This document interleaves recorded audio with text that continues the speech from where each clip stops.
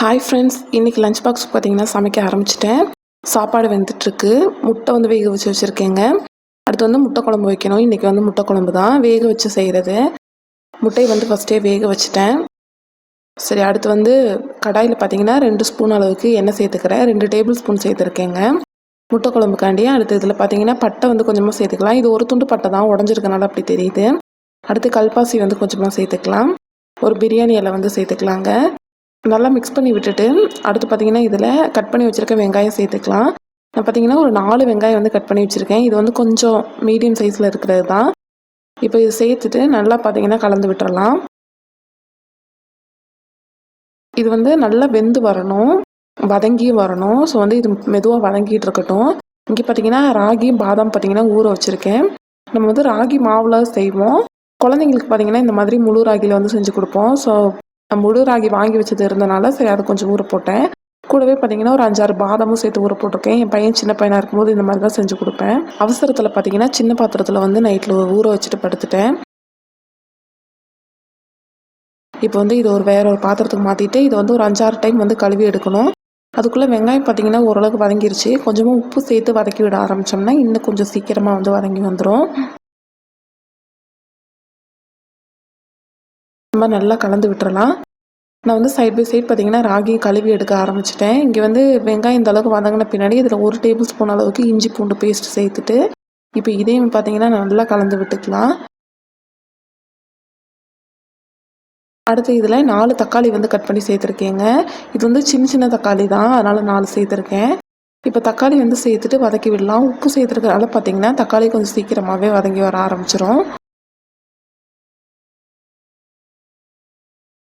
இந்த மாதிரி நல்லா கலந்து விடலாம். இங்கே பார்த்தீங்கன்னா ராகி வந்து நல்லா கழுவி எடுத்துட்டேங்க. பாதாம் வந்து உரிச்சு எடுத்துட்டேன், தோல் உரிச்சு எடுத்துட்டேன். இப்போ இது எல்லாத்தையுமே பார்த்தீங்கன்னா கொஞ்சமாக தண்ணி சேர்த்து நம்ம நல்லா அரைச்சி எடுத்துக்கலாம்.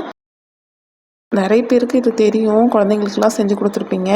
நான் வந்து ராகி தூள் வந்து பையனுக்காண்டி வாங்கினது. தூளை வந்து செஞ்சு கொடுத்தா அவனுக்கு வந்து அந்தளவுக்கு தொண்டையில் சிக்கிக்கிட்டு சரியாக சாப்பிட மாட்டேங்கிறான்னு சொல்லிட்டு இந்த மாதிரி நானே வாங்கி அரைச்சி செஞ்சு கொடுக்க ஆரம்பிச்சிட்டேன். இது வந்து பார்த்திங்கன்னா அவன் நல்லா சாப்பிடுவான். அதுக்கப்புறம் பார்த்திங்கன்னா அரைச்சி எடுத்து இந்த மாதிரி வந்து ஒரு சல்லடைஸில் சேர்த்துக்கலாங்க.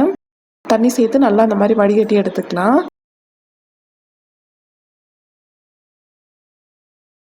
பாருங்கள், இப்போ வந்து தோல் மட்டும்தான் இருக்குது.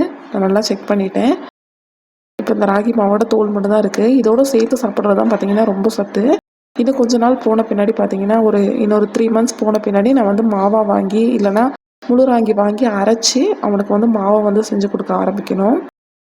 இப்போ இதை எடுத்து இன்னொரு அடுப்பில் வச்சு விட்றலாம். வச்சு விட்டுட்டு கைவிடாமல் கிண்டிகிட்டே இருக்கலாம். இங்கே பார்த்திங்கன்னா குழம்புக்கு வந்து மிளகாய் தூள் வந்து சேர்த்துட்டு தேவையான அளவு தண்ணி வந்து சேர்த்துருக்கேங்க. அடுத்து இதில் தேவையான அளவு உப்பு சேர்த்துக்கலாம். உப்பு சேர்த்துட்டு இதை நல்லா வேக விட்டுறலாங்க. அடுத்து வந்து ரசத்துக்கு அரைச்சிக்கலாங்க. இது பார்த்தீங்கன்னா ஒரு 2 நிமிஷத்தில் வைக்கக்கூடிய ரசம் தான். 1 ஸ்பூன் சீரகம் சேர்த்துக்கலாங்க. 1 ஸ்பூன் மிளகு, கொஞ்சமாக புளி வந்து இதிலே சேர்த்துக்கலாம். இது வந்து நான் ஊற வைக்கவெல்லாம் இல்லை, நீங்கள் ஊற வச்சுருந்தா கூட ஊற வச்சு சேர்த்துக்கோங்க. அடுத்து ஒரு 12 பீஸ் போல் பார்த்தீங்கன்னா பூண்டு வந்து சேர்த்துக்கலாங்க. அடுத்து இதிலே பார்த்தீங்கன்னா ஒரு 2 தக்காளி வந்து கட் பண்ணி சேர்க்குறேன். சேர்த்துட்டு இப்போ வந்து இதில் கொஞ்சமாக கடலைப்பருப்பு, உளுந்து பருப்பு சேர்த்துக்கோங்க. இதெல்லாம் வந்து போட்டு ரசம் செய்யணுமான்னு சொல்லி கேட்பீங்க. கண்டிப்பாக போட்டுட்டு இந்த மாதிரி அரைச்சிட்டு ஒரு தடவை ரசம் வச்சு பாருங்கள். டேஸ்ட் எப்படி இருக்குன்னு சொல்லிட்டு மறக்காமல் சொல்லுங்கள். ரொம்ப ரொம்ப நல்லாயிருக்கும். இந்த பக்கம் பார்த்தீங்கன்னா ராகி பால் வந்து பார்த்தீங்கன்னா ரெடி ஆயிடுச்சு. நல்லா வெந்து பச்சை வாசம்லாம் போய் சூப்பராக தயாராகிடுச்சு. அது இருக்கட்டும். ரசத்துக்கு பார்த்தீங்கன்னா அரைச்சிட்டேன். அடுத்து பார்த்தீங்கன்னா குழம்புக்கு தேங்காய் ஊற்றுறதுக்காக கொஞ்சமாக தேங்காய் வந்து வச்சுருக்கேங்க. இது வந்து அரை மூடிக்கும் கம்மியான தேங்காய் தான். 1 ஸ்பூன் சோம்பு, 2 முந்திரி பருப்பு போட்டு இதை அரைச்சி எடுத்துக்கலாங்க. அரைச்சி எடுத்ததை வந்து இந்த குழம்புல வந்து சேர்த்துக்கலாம். நீங்கள் இது கூட கல்பாசி கொஞ்சம் ஒரு துண்டு பட்டை போட்டு அரைச்சிக்கலாம். அதுவும் நல்லாயிருக்கும்.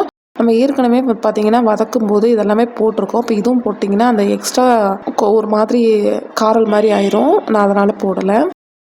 இப்போ இதை சேர்த்துட்டு சிம்மில் வச்சு இதை கொதிக்க விட்டுறலாம். நான் வந்து இது இன்னொரு அடுப்பில் வச்சுருக்கேன். தேங்காய் சேர்த்ததும் பார்த்தீங்கன்னா ஹை ஃப்ளேமில் வைக்காதீங்க, மீடியம் ஹீட்டில் வச்சு கொதிக்க விடுங்க. ஸோ அடுத்து வந்து ரசம் வைக்கிறதுக்காக பார்த்தீங்கன்னா ஒரு பாத்திரத்தில் 1/2 ஸ்பூன் அளவுக்கு எண்ணெய் சேர்த்துருக்கேன். இது வந்து ரசத்தில் அதிகமாக எண்ணெய் இருந்தால் பிடிக்காது, அதனால் கொஞ்சமாக பார்த்தீங்கன்னா கடுகு சேர்த்துட்டு நம்ம அரைச்சி எடுத்ததை வந்து அப்படியே டைரெக்டாக சேர்த்துக்கலாங்க. அதில் வந்து தண்ணி சேர்த்துட்டேன். ரசத்துக்கு தேவையான அளவு தண்ணியும் சேர்த்துட்டேன். தேவையான அளவு மஞ்சள் தூள் சேர்த்துக்கலாம். கொஞ்சமாக வந்து தேவையான அளவு உப்பு சேர்த்துக்கலாங்க. ரெண்டுமே சேர்த்துட்டு இந்த மாதிரி கலந்து விடலாம். இது வந்து கொதி வரட்டும். ரசம் இங்கே ரெடி ஆயிடுச்சு. குழம்பு பார்த்தீங்கன்னா மீடியம் ஹீட்டில் வச்சுட்டு பாருங்கள் நல்லா வந்து கொதிச்சிட்ருக்கு. ஹை ஃப்ளேமில் வச்சிங்கன்னா இன்னும் வந்து நல்லா கொதிக்க ஆரம்பிச்சிரும். தேங்காயெல்லாம் பார்த்தீங்கன்னா தனித்தனியாக பிரிஞ்சு போயிடும். ஸோ அதனால் பார்த்தீங்கன்னா இங்கே குழம்பு வந்து தயாராகிருச்சு. அடுத்து வந்து நான் வேக வச்ச முட்டையை பார்த்தீங்கன்னா இந்த மாதிரி கீரல் போட்டுக்கிறேன். 4 இல்லைனா 5 கீரல் போட்டுக்கிட்டோம்னா இந்த மசாலா எல்லாமே பார்த்தீங்கன்னா உள்ளே நல்லா இறங்கும். சாப்பிட்றதுக்கும் பார்த்தீங்கன்னா ரொம்ப நல்லாயிருக்கும். அவிச்சு போடுற முட்டையில் வந்து ஒரு மெயின் பிரச்சனை என்னென்னா மசாலா உள்ளே இருக்க மாட்டேங்குதுங்கிற அந்த பிரச்சனை தான் இருக்கும். ஸோ இந்த மாதிரி கட் பண்ணி போட்டுட்டோம் அப்படின்னா மசாலா வந்து உள்ளே வரைக்கும் இருக்கும். சேர்த்துட்டு ஒரு தடவை இந்த மாதிரி நல்லா கலந்து விடுங்க. இனி பார்த்தீங்கன்னா ஒரு 5 நிமிஷம் கொதிச்சாலே போதும். இனி வந்து ஃபுல்லாக சிம்மில் வச்சுட்டு மூடி கொதிக்க விட்டுட்டோம்னா சரியாக இருக்கும். ரசம் பார்த்தீங்கன்னா இந்த மாதிரி கொதி வரும்போது சிம்மில் வச்சு விட்றணும். சிம்மில் வச்சு விட்டுட்டு மல்லித்தலை சேர்த்துட்டு ஒரு 2 நிமிஷம் வந்து அப்படியே கொதிக்க விடணும் மிக்ஸ் பண்ணிவிட்டு. ஏன்னா தக்காளி புளியெல்லாம் நம்ம பச்சையாக வந்து சேர்த்துருக்கோம். இந்த பக்கம் பார்த்தீங்கன்னா முட்டை குழம்புக்கும் கொஞ்சம் கொத்தமல்லி தலை சேர்த்துருக்கேங்க. சிம்மில் தான் வச்சுருக்கேன். ஒரு 2 நிமிஷம் அது வந்து ஆஃப் பண்ணிடலாம். சேர்த்துட்டு ஒரு தடவை இந்த மாதிரி கலந்து விடலாம். நம்ம தக்காளி பச்சையாக சேர்த்துருக்கோம், புளியும் பச்சையாக சேர்த்துருக்கோம். அதனால் பார்த்தீங்கன்னா சிம்மில் வச்சுட்டு 1 நிமிஷம் இல்லைனா ஒரு 2 நிமிஷம் அவ்வளோதான் கொதிக்க விடணும். அந்த பச்சை வாசம் போகிற அளவுக்கு தான் 1 நிமிஷத்துலேயே போயிடும். கொதிக்க விட்டுட்டு பார்த்தீங்கன்னா அடுப்பை ஆஃப் பண்ணிடலாம். இங்கே பார்த்தீங்கன்னா ராகி பால் வந்து காலையில் வந்து தயாராகிடுச்சு எங்களுக்கு. நான் வந்து ஒரு பாத்திரத்தில் சேர்த்துக்கிறேன் குடிக்கிறதுக்காக ஒரு கிளாஸில். இது கூட பார்த்தீங்கன்னா கொஞ்சமாக வந்து கட் பண்ணி போட்டேன் வெங்காயம் வந்து வச்சு சாப்பிட்டா நல்லாயிருக்கும். இல்லை நீங்கள் வந்து இந்த மிளகாய் அந்த மாதிரிலாம் கடிச்சிட்டு குடிக்கிறவங்களா இருந்தால் அப்படி கூட குடிச்சிக்கலாம். நான் வந்து கொஞ்சமாக வெங்காயம் தூவிட்டு அப்படியே வந்து குடிக்கிறேன். இன்றைக்கி வந்து எங்களுக்கு பிரேக்ஃபாஸ்ட்டுக்கு இதுதான். ஸோ அடுத்து பார்த்தீங்கன்னா என் பையனுக்கு குழம்பு ரசம்லாம் ரெடி ஆயிடுச்சு. அது வந்து லஞ்ச் பாக்ஸ் பேக் பண்ணியாச்சு. என் பையனுக்கு பார்த்தீங்கன்னா மினி இட்லி வந்து வச்சுருக்கேன். அவனுக்கு வந்து இது ரொம்ப பிடிக்கும். ஸோ வந்து மினி இட்லி வந்து ஒரு பிளேட் வச்சு எடுத்துட்டேன். அடுத்து இதை வந்து லைட்டாக தாளிச்சுக்குவேன். எப்படின்னு பார்த்தீங்கன்னா ஒரு 2 ஸ்பூன் அளவுக்கு தேங்காய் எண்ணெய் விட்டுட்டு கொஞ்சமாக கடுகு, கொஞ்சமாக வெங்காயம் சேர்த்துக்கலாம். சேர்த்துட்டு இந்த மாதிரி வந்து பார்த்தீங்கன்னா நல்லா கலந்து விடலாம். நல்லா இந்த மாதிரி கலந்து விட்டுட்டு இதில் வந்து ஒரு 1/4 ஸ்பூன் அளவுக்கு காஷ்மீரி மிளகாத்தூள், கொஞ்சமாக சீரகத்தூள், கொஞ்சமாக கரம் மசாலா தூள் இதை வந்து சேர்த்துட்டு ஒரு தடவை கலந்து விட்டுக்கலாம். அவனுக்கு பார்த்தீங்கன்னா இப்போ தான் 3 வயசு ஆயிருக்கு. காரம் வந்து சுத்தமாக சாப்பிட மாட்டான். முன்னாடி பார்த்தீங்கன்னா கொஞ்சமாக சாப்பிட்டுட்டு இருந்தான். ஆனால் இடையில உடம்பு சரியில்லாமல் போன பின்னாடி பார்த்தீங்கன்னா காரம் சுத்தமாக சாப்பிட்றது இல்லை. ஸோ அதனால் நான் அவனுக்கு வந்து என்ன குழம்பு வச்சாலும் பார்த்தீங்கன்னா காஷ்மீரி மிளகாத்தூள் வந்து லைட்டாக போட்டுக்குவேன். அதுதான் வந்து அவரோட காரம். வேக வச்சு எடுத்த இட்லி பார்த்தீங்கன்னா நான் இதில் சேர்த்துக்கிறேன். சேர்த்துட்டு இந்த மாதிரி ஒட்டி இருக்கிறதெல்லாம் இந்த மாதிரி கட் பண்ணி விட்டுட்டு இப்போ இதை வந்து நல்லா மிக்ஸ் பண்ணி விட்டுக்கலாம். நம்ம இட்லி மாவில் என்ன தான் வந்து உப்பு போட்டிருந்தாலும் இதில் வந்து உப்பு தெரியாது. ஸோ அதனால் பார்த்தீங்கன்னா இதுலேயும் வந்து கொஞ்சமாக உப்பு சேர்த்து நல்லா கலந்து விட்டுக்கலாம். ஒரு 2 நிமிஷம் வந்து மிக்ஸ் பண்ணி விட்டாலே போதும். இந்த மாதிரி வந்து 2 நிமிஷம் கலந்து விடுங்க. அவ்வளோதான், கலந்து விட்டுட்டு ஆஃப் பண்ணிடலாம். இது வந்து நான் ஒரு பிளேட்டுக்கு வந்து ட்ரான்ஸ்ஃபர் பண்ணிடுறேன். இது பார்த்தீங்கன்னா நம்ம தேங்காய் எண்ணெய் சேர்த்துருக்கிறதுக்கு அதுக்கும் டேஸ்ட் பார்த்தீங்கன்னா நல்லாயிருக்கும். மோஸ்ட்டாக வந்து அவருக்கு இந்த மாதிரி வந்து இட்லி தோசை எல்லாம் பண்ணும்போது கார சட்னி, அதாவது தக்காளி வெங்காயத்தை வதக்கிட்டு எங்களுக்கு வதக்கும் போது வதக்கிட்டு அதில் கொஞ்சோண்டு அவருக்கு அரைச்சிட்டு அப்புறம் எங்களுக்கு மிளகா சேர்த்து அரைச்சிக்குவேன்.